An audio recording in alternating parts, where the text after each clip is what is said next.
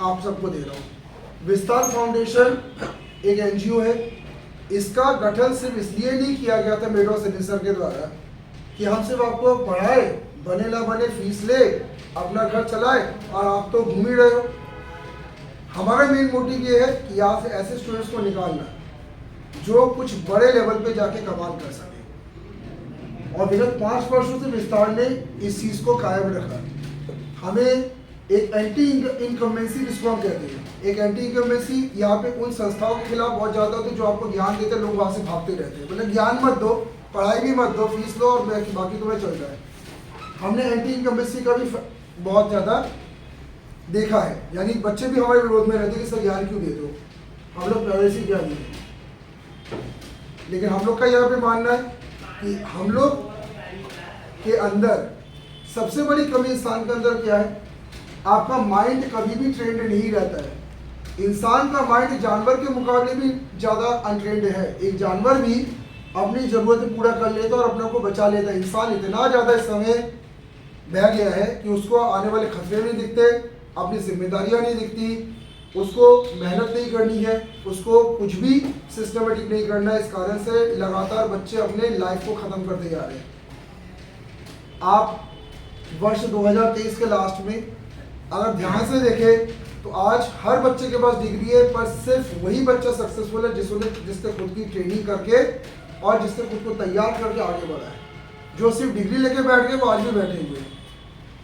और इस मंच से मैं आपको यहाँ पे एक मैसेज देना चाहता हूँ, आप जब फेल होते हैं तो आपके साथ पूरा परिवार फेल होता है, और जब आप सक्सेस होते हैं तो पूरा देश आपके साथ सक्सेस होता है, परिवार भी सक्सेस होता है। तो आप अकेले फेल नहीं हो रहे, आप ऐसी कोई हरकतें कर रहे हो ना जो कि पापा की प्रॉपर्टी देख के हरकतें करना, मम्मी के पास बहुत पैसा है, ना मामा मामी खिला देते हैं, नाना नानी खिला देते हैं, दादा दादी के पास करोड़ों की ज़मीन है। आप अपना एक अलग स्टैंड बनाइए, क्योंकि ध्यान रखना ये सब चीज़ें छिन भी सकती है। कोर्ट के हिसाब से ध्यान रखिएगा, एक ऑर्डर भी कोर्ट ने दे के रखा है, जिसकी ज़मीन है वो वापस भी ले सकता है, लेकिन अगर आपने ज़मीन ले ली तो वो कोई वापस नहीं ले सकता। तो मतलब ध्यान रखिएगा, ऐसी चीज़ों पे ज़्यादा ध्यान ना भटकाए जो चीज़ हो सकता है कि कल आपके पास ना रहे। अपना एक स्टैंड बनाइए कि मेरा इस दुनिया में क्या है। अपनी गाड़ी, अपना लैपटॉप, अपना कपड़े, अपनी घर, ये कुछ अलग ही मजा देता है। ज़्यादा प्रॉब्लम क्या है, हमने पिताजी के बैंक बैलेंस देख के रखे हैं। सबको पता है आपके पास 10 करोड़ 20 करोड़ रखे हैं, बोलेगा ये तो मेरा ही है, कौन ले जाएगा। लेकिन इनकेस मान लो कि अगर वो पैसा पिताजी ने छीन लिया, इनकेस मान लो कि वो पैसा आपको नहीं मिल पाया, पापा की बीमारी में, माँ की बीमारी में निकल गया, आप तो काबिल बने ही नहीं। तो काबिलियत करने के लिए आपको थोड़ा सोच कर विचार के मेहनत करनी पड़ती है। और इसके लिए ज़रूरी ये होता है कि ये जो करंट समय चल रहा है, इस करंट समय में मौज मस्ती करिए, सब कुछ करिए, लेकिन सबसे पहले जीवन का उसूल क्या बनाइए, अपने फ्यूचर के लिए मुझे मेंटली, फिजिकली और फाइनेंशियली स्ट्रांग होना है। मेंटली, फिजिकली, फाइनेंशियली, MPF कहते हैं इसको, मेंटली, फिजिकली, फाइनेंशियली। अगर 3 चीज़ों से अगर आप स्ट्रांग है तो आने वाले फ्यूचर आपका सेटल्ड है। ये तो ध्यान रखिएगा, जिस दिन माता पिता दुनिया से गए उसके बाद चालू होता है चैलेंज। अभी चैलेंज नहीं चालू हुआ है, अभी तो माता पिता है ही। माता पिता के जाने के बाद जो चैलेंज चालू होता है, उस चैलेंज में ध्यान रखना, भाई भाई बहन बहन भी एक दूसरे का साथ नहीं देते, क्योंकि सब अपने में सेटल होने लगते हैं। उस दौरान जो भाई आगे निकल गया वो तो पूछेगा नहीं, जो भाई पीछे रह गए उससे उम्मीद नहीं रख सकते, तुम्हारे पास कुछ खाने को नहीं है, किससे मांगोगे। बहनें शादियों की निकल जाएंगी, वो थोड़े रोड में भी खिला पाएंगी। तो फादर मदर जिस दिन नहीं रहेंगे उस दिन के लिए हमें आज से तैयार होना पड़ेगा, बिकॉज कोई नहीं जानता कल क्या किस्मत बैठे। इसके लिए सैटरडे में हम लोग आपको कहते हैं कि खुद पे मेहनत करो, खुद को तेज करो, खुद को आगे निकालो। और अगर अभी आपको समझ में नहीं आएगी तो आने वाले 5 से 7 साल में सब कुछ किस्मत दुनिया बताएगी। तो इसके लिए क्या करें, खुद को ताकतवर बनाए और ज़्यादा से ज़्यादा समय क्या करें, सिर्फ ट्रेनिंग में ध्यान दें, पढ़ाई लिखाई करें, रिसर्चेस करें। कोई अगर सेमिनार हो रहा जाइए, वेबिनार हो रहा जाइए, वर्कशॉप हो रहा जाइए, कोई टेस्ट कंडक्ट हो रहा है जाइए, कहीं पे कुछ सीखने मिल रहा है जाइए, जबलपुर में नहीं बाहर मिल रहा है जाइए। अभी सीखिए, अभी सीखने का टाइम है आपका। और सीखिए कुछ ऐसा जिससे आउटकम में पैसा कमा सके। सीधी सिंपल भाई, ये नहीं सीखते रहो पैसा नहीं कमाना, फिर ये भी देखो उससे पैसा कैसे कमाए और अपने लाइफस्टाइल को चेंज कैसे करें।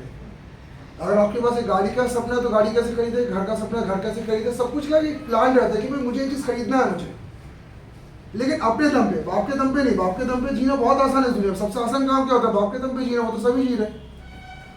पापा जी ने कहा था कल से पैसा बंद, फिर तो हमें ध्यान रखना है कि भाई अपने दम पे जीने के लिए हमें अपने मसल्स तैयार करने पड़ेंगे, ब्रेन तैयार करना पड़ेगा।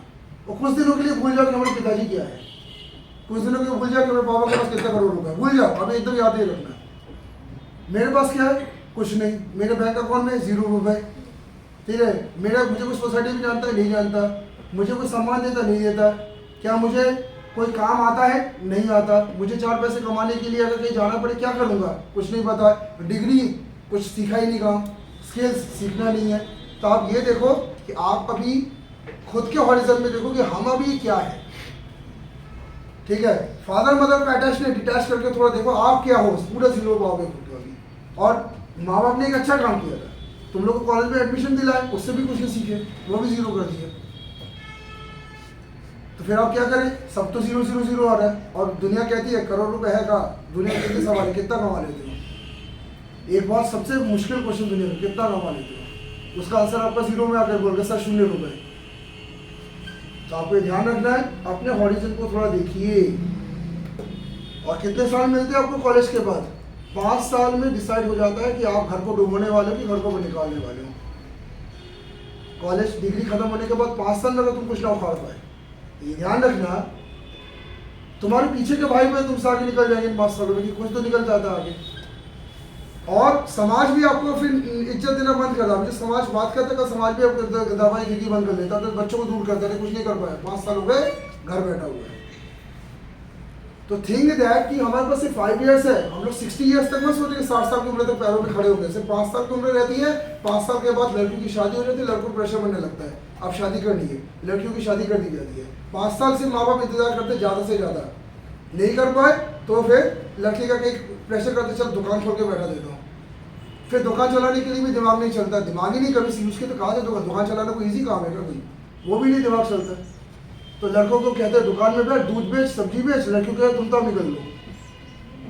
तो हमें ध्यान रखना 5 इयर्स के बाद हमारा परिवार हमारे खिलाफ होने लगता है। बोले तो कितने में वेट करूँ भाई, जन्म से लेकर अभी तक मैं 35 साल वेट ही करता रहोगे, कब तुम खड़े होगे? और रिटायरमेंट मेरे सामने, बुढ़ापा मेरे सामने, मेरे दवाई दारू के खर्चे बढ़ते जा रहे हैं, यहाँ पे हमारे बच्चे सेटल नहीं हो रहे। तो थिंक टैंक बनाइए कि मुझे 5 साल के अंदर सबसे पहले एक अच्छी कॉर्पोरेट में जाना है। सरकारी नहीं बोल रहा मैं, कंपनीज में जाइए, बड़े पैकेजेस को हाथ में करिए, क्योंकि जब बड़ा पैकेज आप हाथ में करते हैं तभी जाके ध्यान रखना आप आने वाले फ्यूचर को सिक्योर करते हैं। 18,000 रुपये के लिए 18 साल मेहनत नहीं किया जाता आजकल। 18 आपको 2 लाख 3 लाख का स्टार्टिंग पैकेज अगर आपको मिल रहा है, समय तैयारी करके जाइए, इंदौर में जाके बैठ जाइए और पैकेज लीजिए वहाँ से। पैकेज पे काबू कर लो 5 साल के अंदर। जितना पैसा अकाउंट बैलेंस में आप जमा कर पाएंगे उतना ही आने वाले समय आपके लिए मजबूत रहेगा। अगर मैं गलत बोल रहा हूँ तो आप ये चीज़ अपने पापा से पूछिएगा, क्योंकि पापा का अनुभव ज़्यादा होता है घर चलाने का। पापा भी कहेंगे पहले बैंक बैलेंस से जमा करो प्रभु, घोड़ा चलने की जल्दी पड़ गई, बैंक बैलेंस में 0 रुपये है, सारा पैसा तो मेरे डाला हुआ है, अपना क्या तुम्हारा। तो पैकेज के लिए आप प्रैक्टिस करिए कि पैकेज के लिए मैं क्या करूँ, मैं कैसे दौड़ दूँ करके अच्छा बड़ा पैकेज लो, गूगल तक पहुँच जाओ ना, किसने मना किया है। लेकिन यहाँ रह के क्या करोगे? और दोस्त थोड़ा सोच समझ के चुनिएगा, क्योंकि सारा नौटंकी कहाँ पे हो रही है, ज्ञान मिलता है दोस्त के गलत दोस्त चुन के अपने ज्ञान बर्बाद कर लेते हो। दोस्त अपने लेवल का चुनो, पढ़े लिखे अच्छे परिवार से। अनपढ़ गवारों को दोस्त बनाओगे तो अनपढ़ गवार बन जाओगे। ये सब चीज़ें भी आपको ध्यान में रखनी है, ठीक है। बाकी आप लोग को ये अच्छे से ध्यान रखना है कि अगर आप नहीं सीखेंगे तो फिर समाज, परिवार सब आपको इतना सुनाते हैं, ध्यान रखना कि आपके कहाँ से खून निकलता है। एक अनसक्सेसफुल पर्सन को कोई बर्दाश्त नहीं करता दुनिया में। कोई आपके बाजू में बैठ के खाना नहीं खाएगा अगर 5 साल की नौकरी नहीं लगी। देखिएगा पार्टियों में आप बैठे हो, आपके बाजू से उठ के लोग चले आएंगे, बोले काहे को, बोले का जॉब वाले नहीं हो, बैठते किससे, अरे कोई अच्छा बंदा कमाता है उसके साथ बैठ के बात कर रहे हैं। ये चीज़ ऐसे बुरे दौर से एक आध बार मैं भी गुजरा, उसमें मैंने उसी को देखा कि मुझसे कोई बात नहीं करता था, क्योंकि तब मेरे पास कुछ था नहीं। अब तो मैं संस्था का संचालक हूँ, मेरे को तो आज तो सब ठीक है। लेकिन अभी भी कई लोग मुझे गलत समझते हैं, मैंने कई लोग मुझे छोटा समझते, कहते कि बड़ा संचालक जब बनोगे तब बात करेंगे। तो ठीक है, अब ये मीडिएटर लेवल पे विस्तार किसी दिन करोड़ों कमाएंगे, बात करेंगे। तो ध्यान रखना, समाज बहुत उल्टा सोचता है, ध्यान रखना। वो आपकी केवल सक्सेस पे ही आपसे केवल मिलना चाहता है। तो सक्सेस के लिए क्या करें, ट्रेडिंग करिए, खुद को इवेल्युएट करें, बाहर जाके देखो कि क्या क्या नया नया कुछ हो रहा है, अच्छी कंपनीज में जाइए, पैसा कमाइए, 5 साल के अंदर सब कुछ आप पहले अटेंड करो, हो सके तो 5 ईयर शादी डिले करो, हम तो 10 ईयर शादी डिले करो।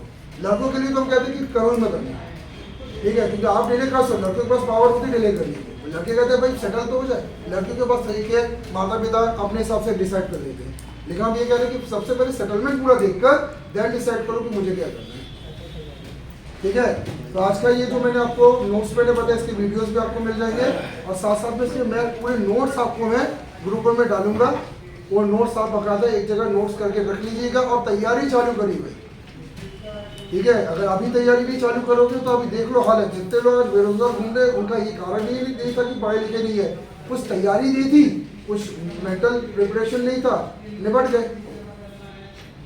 और जो लोग आज सक्सेसफुल है पूना बेंगलोर में अच्छे करोड़ों कमा रहे, जिनकी शादियों में जाके भी खाते हो, कहीं भी शादी में जाके खा रहे हो ना, उन्हें तैयारी की थी तभी आज वहाँ पहुँच चुके हैं। हम लोग हमेशा शादियों में देखते हैं कि बरवाला हो रहा है, तो लड़के ने क्या उखाड़ लिया कि वहाँ पहुँच चुका है।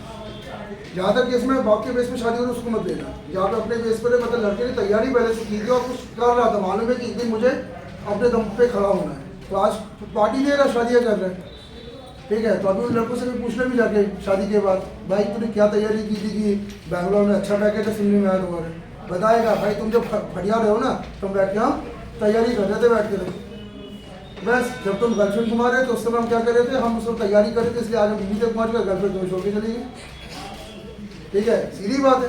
तो preparation is the main thing, ठीक है। इसको मैं यहीं पे एंड करता हूँ। आप यहाँ पे जो लोग